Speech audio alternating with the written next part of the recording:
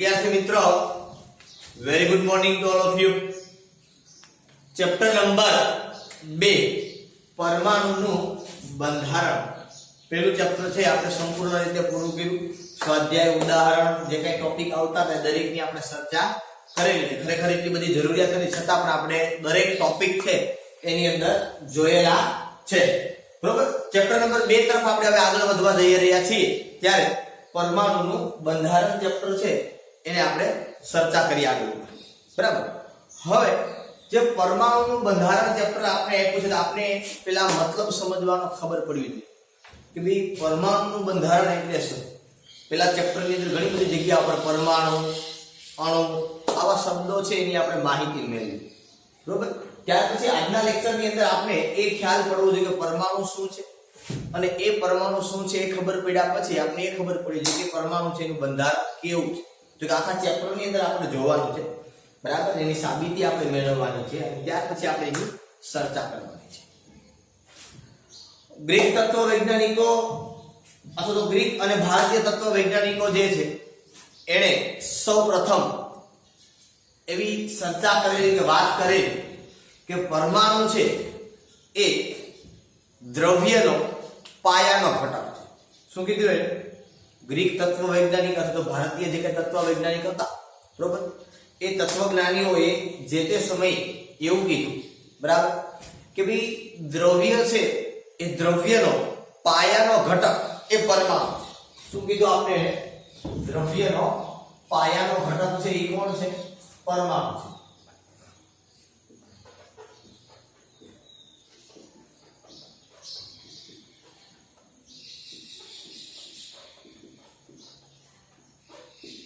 બરાબર.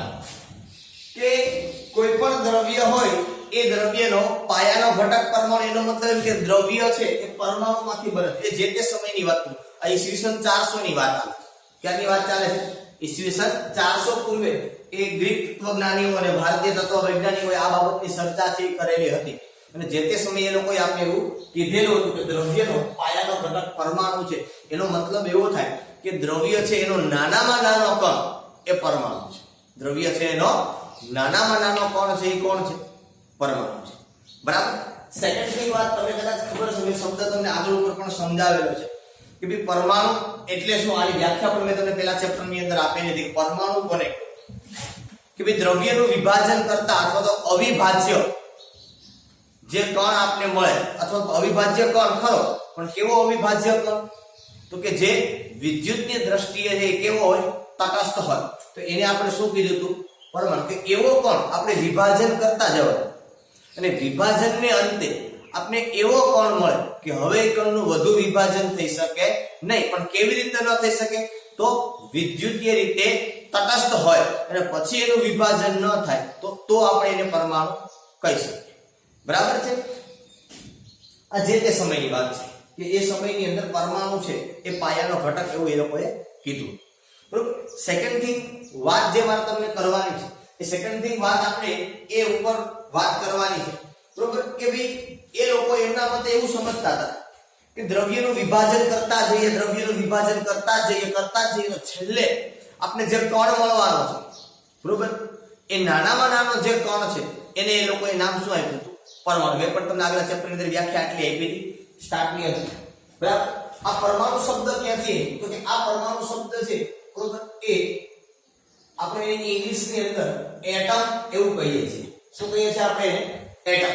આ એટમ શબ્દ છે એ ક્યાંથી ઉતરી આવ્યો? કે આ ગ્રીક ભાષાનો શબ્દ છે. આ શબ્દ ઉતરી આવ્યો એટોમિયો ઉપર. ક્યાંથી શબ્દ ઉતરી આવ્યો? એટોમિયો ઉપર. અને આ એટોમિયો ઉપરથી જે શબ્દ ઉતરી આવ્યો આનો આપણી ભાષાની અંદર મતલબ આપણે કાઢી ગુજરાતી ભાષાની અંદર કે વિજ્ઞાનની અંદર, બરોબર, તો આનો મતલબ એવો થાય કે અવિભાજ્ય. શું મતલબ થાય આનો? અવિભાજ્ય. અથવા તો શું મતલબ થાય? તો કે વધુ વિભાજન ના. અવિભાજ્યનો મતલબ પણ એ છે, બરાબર, કે વધુ વિભાજન થાય નહીં. આ જે તે સમયની વાત છે. શબ્દ મારો ખાસ સમજજો કે એ સમયે એવું નોંધવામાં આવ્યું હતું કે દ્રવ્યનું સતત વિભાજન કરતા જઈએ અને છેલ્લે આપણે જે નાનામાં નાનો કણ મળશે એને એ લોકોએ શું નામ આપ્યું? પરમાણુ. શા માટે નામ પરમાણુ આવ્યું? તો કે એટમ શબ્દ છે એ ઇંગ્લિશ શબ્દ છે. એટમ શબ્દ ઇંગ્લિશ શા માટે બન્યો? તો કે એનો ગ્રીક ભાષાનો મતલબ થાય એટોમિયો. આ એટોમિયોનો મતલબ થાય કે અવિભાજ્ય. બરાબર, હકીકત તો અવિભાજ્ય પણ હતો અને અવિભાજ્ય ઉપર નામ શું પાડ્યું એને? એટોમિયો. અને આ એટોમિયો શબ્દ છે એને ભેગો કરી લોકોએ એટમ શબ્દ છે બનાવવામાં આવેલો છે. અને એટલા માટે આપણે એટમ એટલે પરમાણુ એવું કહી દે. હકીકત એ ઇંગ્લિશ ભાષાનો નહીં પણ ગ્રીક ભાષાનો શબ્દ છે એટમ. બરાબર, આ એટમની એ લોકોએ વાત કરી. પણ તે સમયે વધુ સંશોધનો થયા નહોતા એટલે માત્ર ને માત્ર આટલી જાણકારી હતી કે દ્રવ્યનો પાયાનો ઘટક પરમાણુ છે ને વધુ વિભાજન ન થાય, નાનામાં નાનો પણ પરમાણુ, વધુ એનું વિભાજન શક્ય નથી. આવી બધી થિયરીઓ છે એ તે સમયે આપવામાં આવી. બરોબર, હવે તે સમયે પરમાણુ છે એનું બંધારણ કેવું? બરોબર, તો એની ઈ વસ્તુનું વિચારવાનો કોઈ સ્કોપ જ નહોતો. હું કામે? તો કે નાના નાનો કોણ જ પરમાણુ, એનું બંધારણ વિચારવાની વાત જ ક્યાં? બંધારણ કોનું વિચારવાનું આવે કે એની અંદર કંઈક હોય તો, એની અંદર કંઈક હોય તો એના બંધારણ માટેની વાત કરીએ. માનો કે આપણે એમ કહીએ કે એક મારે મકાન બનાવવું છે તો એનું બંધારણ કેવું હોય? તો મકાન હોય તો ભાઈ 4 દીવાલ હોવી જોઈએ, અંદર કંઈક હોવું જોઈએ તો એનું બંધારણ થાય. બરોબર, માત્ર આપણી પાસે પથ્થર કે ઈંટો પડી હોય તો એનું બંધારણ ન તમે કરી શકો ખાલી. બરાબર, તો એવી જ રીતે અહીંયા પણ કંઈક એવી જ વાત નથી કે ભાઈ દ્રવ્યના વિભાજનની અંતે જે અવિભાજ્ય કણ આપણે મળ્યો, જે આપણે પરમાણુ નામ આપ્યું, એના બંધારણની ચર્ચા કરવાની જરૂરિયાત શું? તો કે એનો કાંઈ જરૂરિયાત નથી. એ જે તે સમયની વાત છે એ શું? બરોબર, એનું કારણ સીધું અને સિમ્પલ હતું કે ભાઈ એ નાનો કણ હતો કે જેને પાયાનો ઘટક એ લોકો એટલા માટે તો નામ આપવામાં આવ્યું. ત્યાર પછી જેમ જેમ સંશોધનો આગળ વધતા ગયા એમ પછી ખબર પડી કે આ પરમાણુ છે એની અંદર પણ હજી નાના નાના કણો છે. પરમાણુ છે એ પરમાણુની અંદર પણ હજુ નાના નાના કણો છે એ ખબર પડી. બરોબર, પણ એ ખબર પડે એ પહેલા 1880 માં આઈ થિંક સો એક્ઝેક્ટલી યાદ નથી, લગભગ 1880 તો નહીં પણ 1808 કે 1803 ની અંદર, બરોબર, 1803 1808 ની અંદર જ્હોન ડાલ્ટન બ્રિટિશ શાળાના એક શિક્ષક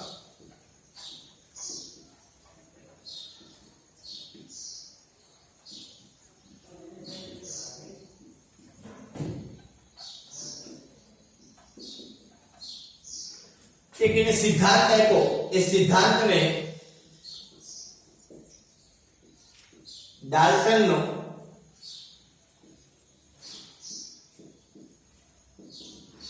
પરમાણુકીય સિદ્ધાંત કહે છે. અને આપણે આ ભણી ચેપ્ટર નંબર 1 ની અંદર ડાલ્ટનનો પરમાણુકીય સિદ્ધાંત. એમાં પણ ડાલ્ટને આવું કંઈક કીધેલું. જેમાં ડાલ્ટને શું વાત કરી કે ભાઈ પરમાણુ છે એ અવિભાજ્ય કણ છે. બીજું એને શું કીધું હતું? તો કે જે તે તત્વના પરમાણુ છે એના દળ જુદા જુદા હોય અને જે તે તત્વ છે એના પરમાણુના ગુણધર્મ પણ જુદા હોય, પણ એ એક જ તત્વના સમાન. બરાબર, એક તત્વ હોય, કોઈ માનો સોડિયમ તત્વ છે તો સોડિયમ તત્વના જેટલા પરમાણુ છે 11 એ બધાના ગુણધર્મ સમાન, એ બધાયનું દળ સમાન. પણ એ સોડિયમ પરમાણુના ગુણધર્મ અને એનું દળ એની તમે ચર્ચા જો પોટેશિયમ સાથે કે ક્લોરીન સાથે કે ઓક્સિજન સાથે કરો તો એ શક્ય નથી. અને બીજું એને એવું કીધું કે જ્યારે પરમાણુ છે એ જોડાય જ્યારે અણુની રચના કરે ત્યારે એનું સર્જન કે વિનાશ શક્ય નથી. મતલબ અથવા તો એને એવું કીધું હતું કે જ્યારે પરમાણુ છે એ રાસાયણિક સંયોગીકરણથી જોડાય અને જ્યારે અણુ બને, બરોબર, ત્યારે એ નવા તત્વો કે નવા પરમાણુ ઉત્પન્ન પણ થતા નથી અને એનો નાશ પણ થતો નથી. તે સીધી ને સિમ્પલ વાત છે કે પ્રક્રિયામાં જેટલા પરમાણુ હોય એટલા જ પરમાણુ નિપજમાં મળે. એમાં તમે દૂર પણ ના કરી શકો અને એમાં તમે પરમાણુઓ ઉમેરી પણ ના શકો. આ જે તે સમયે ડાલ્ટને આવી વાત કરેલી હતી. બરોબર, પણ એ પણ મેં તમને કીધું પાયા વિહોણી વાત. પાયા વિહોણી મતલબ એવું નહીં કે ભાઈ કોઈ સાબિતી વગર નાખ્યું. અને ત્યારે એ લોકો એવું જ માનવામાં આવતું હતું કે પરમાણુ છે એ નાનામાં નાનો ઘટક છે. પરમાણુ કરતા નાનો ઘટક છે એ બીજો એ કોઈ ઘટક નાનો પરમાણુ કરતા છે નહીં. તો એ જે તે સમયની ચર્ચા હતી અને જે તે સમયે આ વસ્તુ છે એ નક્કી કરવામાં આવી. તો ડાલ્ટને છે એનો સિદ્ધાંત એ જે તે સમયે એને આપેલો હતો. બરોબર, તો આ જે કઈ વાતો હતી, બરોબર, એ વાતો માત્ર ને માત્ર એક અડસટ્ટો હતો. શું હતો? માત્ર ને માત્ર એક અડસટ્ટો. અડસટ્ટો મતલબ કે અનુમાન હતું. બરોબર, એ કોઈ પ્રાયોગિક તારણોને આધારે આ ચર્ચા કરવામાં આવેલી નહોતી, કે વાત કરવામાં આવેલી નહોતી, કે પ્રેક્ટિકલી આવું છે, આવું કોઈ પ્રેક્ટિકલી સાબિત નહોતું કર્યું કે પરમાણુ છે એ નાનો પણ છે, એના કરતા નાનો પણ કોઈ છે નહીં, બરોબર. આવું પ્રેક્ટિકલી નક્કી થયું નહોતું. જેમ જેમ સમય આગળ વધતો ગયો એ આગળના સમયની અંદર પછી એવું ખબર પડી કે પરમાણુ છે એનું હજુ વધુ વિભાજન થઈ શકે, પરમાણુ છે એનું હજુ વધુ વિભાજન થઈ શકે, બરાબર. અને એ પરમાણુનું વધુ વિભાજન થઈ શકે એટલે પરમાણુ કરતા પણ નાના કણ, પરમાણુ કરતા પણ નાના કણ જેને અપરમાણવીય કણો કહેવાય. કેવા કહેવાય? પરમાણુ કરતા પણ જે નાના કણો હોય એ કણોને કેવા કણો કહેવાય? અપરમાણવીય કણો. એ આપે છે, બરોબર. સાબિતીને આધારે ખબર પડી કે પરમાણુનું વધુ વિભાજન થઈને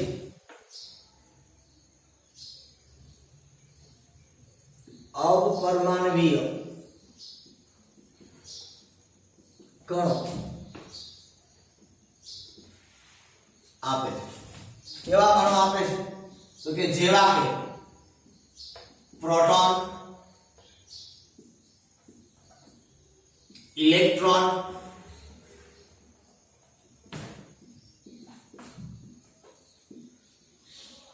ન્યુટ્રોન, એ ઉપરાંત ઘણા બધા કણ આપે. આ તો 3 કણની મેં વાત કરી: proton, electron, neutron, MASON, photon, ગ્રેવિટોન, પોઝિટ્રોન, આવા ઘણા બધા કણો આપે. પણ એમાંથી આ 3 કણો જે છે ક્યાં ક્યાં?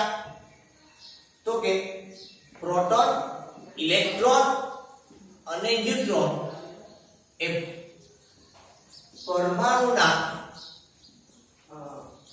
પાયાના ઘટકો છે. તો પ્રોટોન, ઇલેક્ટ્રોન અને ન્યુટ્રોન પરમાણુના પાયાના ઘટકો છે. એનો મતલબ કે પરમાણુની અંદર જે તમે વિભાજન કરો એટલે આ 3 કણો તો હોય અને હોય. ક્યાં ક્યાં? પ્રોટોન, ઇલેક્ટ્રોન અને ન્યુટ્રોન, આ 3 કણો તો એની અંદર હાજર હોય. આ ફાઇનલ વાત છે, બરોબર. આમાં કોઈ શંકાને સ્થાન નથી. આવું એને કીધું. હા, એ ઉપરાંત તમને ક્યાં નામ આપ્યા કે પોઝિટ્રોન, ફોટોન, મેસોન, ગ્રેવિટોન, આવા બધા કણો હજુ હોઈ શકે, સંભાવના છે. પણ આ કણો 3 તો હોય, એ ફાઇનલ બાબત છે, બરોબર. એ ઉપરાંત હવે આ કણો કઈ જગ્યાઓ પર હોય છે આ હું તમને અત્યારે ખાલી સમજણ માટે આપું છું, માહિતી માટે આપું છું. જે તે સમયે સંશોધન થયું નહોતું, ખાલી આટલું જ છે. પ્રોટોન, ઇલેક્ટ્રોન અને ન્યુટ્રોન હોય ક્યાં હોય? પરમાણુની અંદર. તો એની આપણે ચર્ચા છે એ કરવી છે, કે તમને હું કહું છું કે કઈ જગ્યાઓ પર. હવે તમને બધાને ખબર, તમે ધોરણ 9 ની અંદર આ વાત ભણી ગયા છો ને, એટલા માટે હું તમને કહું છું કે આ પરમાણુ હોય અને અહીંયા આ પરમાણુનું કેન્દ્ર, બરોબર. આ પરમાણુ કેન્દ્રની ફરતે તમને ખબર છે કોણ આટા મારતું હોય? તો કે આ પરમાણુ કેન્દ્રની ફરતે કોણ હોય? ઇલેક્ટ્રોન. ઇલેક્ટ્રોનનો વીજભાર કેવો છે? ઋણ. આ પરમાણુ કેન્દ્રની અંદર 2 કણો હોય. કોણ? પ્રોટોન અને ન્યુટ્રોન. એની જે સંજ્ઞા કે જે ચિહ્ન આવે પ્રોટોન ઉપર પોઝિટિવ, એ ઉપર દર્શાવાય, ન્યુટ્રોન ઉપર અહીંયા દર્શાવાય, ઇલેક્ટ્રોન ઉપર અહીંયા. આનો મતલબ એવો થાય કે ઇલેક્ટ્રોન ઋણ વીજભારિત કણ છે, ન્યુટ્રોન તટસ્થ છે વિદ્યુતની દ્રષ્ટિએ, અને પ્રોટોન ધન વીજભાર ધરાવે છે. હવે સમજણ એવું શા માટે હું પરમાણુમાં તમને કહેતો હતો કે દ્રવ્યનો અતિ સૂક્ષ્મ અવિભાજ્ય કણ એ પરમાણુ ખરો, પણ ક્યાં સુધી અવિભાજ્ય? તો કે જ્યાં સુધી વિદ્યુતની રીતે તટસ્થ વિભાજન થાય ત્યાં. કારણ કે આપણે ખબર હતી કે આનું વિભાજન થાય, પણ જે તે સમયે જ્યારે વાત થઈ કે પરમાણુ છે ત્યારે એ લોકોને ખબર હતી નહીં. ત્યારે તે લોકો શું માત્ર ને માત્ર માનતા હતા કે દ્રવ્યનો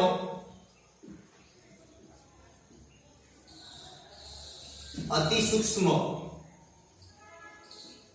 અવિભાજ્ય કણ એટલે પરમાણુ.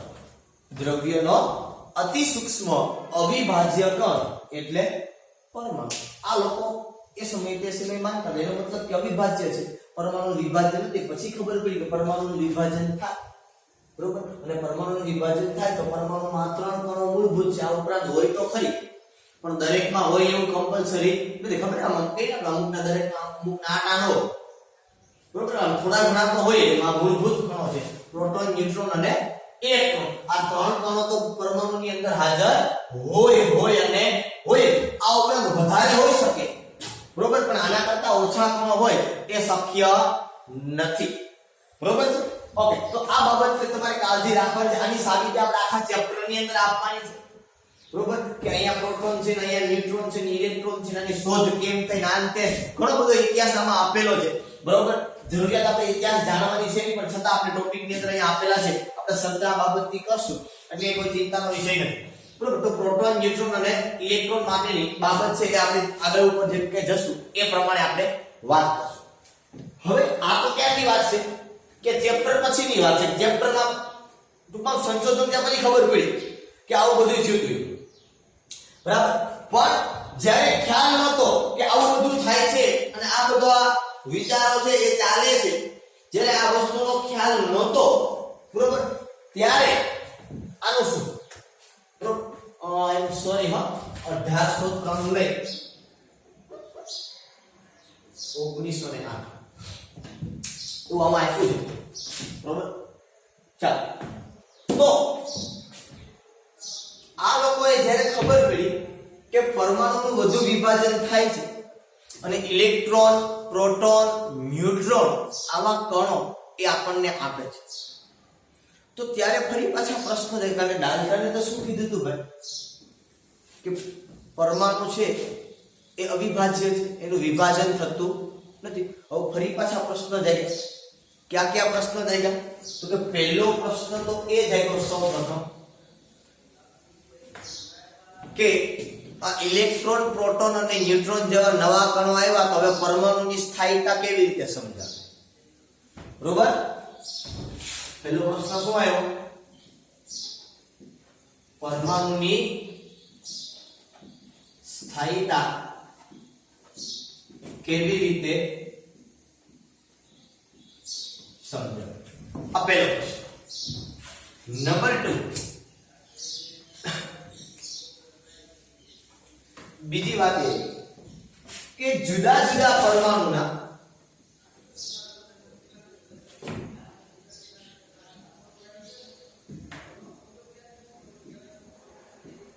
ભૌતિક અને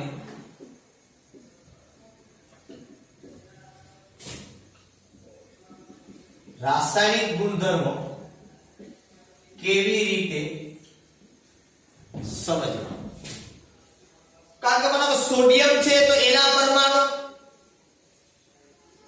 ઓક્સિજન છે તો એના પરમાણુ, એના ભૌતિક ગુણધર્મો કંઈક જુદા હોય, એના રાસાયણિક ગુણધર્મો કંઈક જુદા હોય. કારણ કે તમને એટલી તો ખબર જ હોય કે સોડિયમ છે એ ધાતુ છે, ઓક્સિજન છે કે નાઇટ્રોજન છે એ અધાતુ છે. તો એના ભૌતિક ગુણધર્મો તો જુદા હોય પણ એના રાસાયણિક ગુણધર્મો પણ જુદા હોય. તો આને કેવી રીતે સમજાવવા? આ બીજો પ્રશ્ન એના મગજની અંદર આવ્યો. નંબર 3, જ્યારે જુદા જુદા પરમાણુઓ જોડાય, રાસાયણિક સંયોગીકરણથી જ્યારે પરમાણુઓ છે એ જોડાય, જ્યારે અણુની રચના કરે તો એ કેવી રીતે સમજાવે? અથવા તો જુદા જુદા પરમાણુઓ એ રાસાયણિક સંયોગીકરણથી કેવી રીતે અણુની રચના કરે છે? આવું હમકામ થાય, આ કેમ બને છે કે જુદા જુદા પરમાણુઓ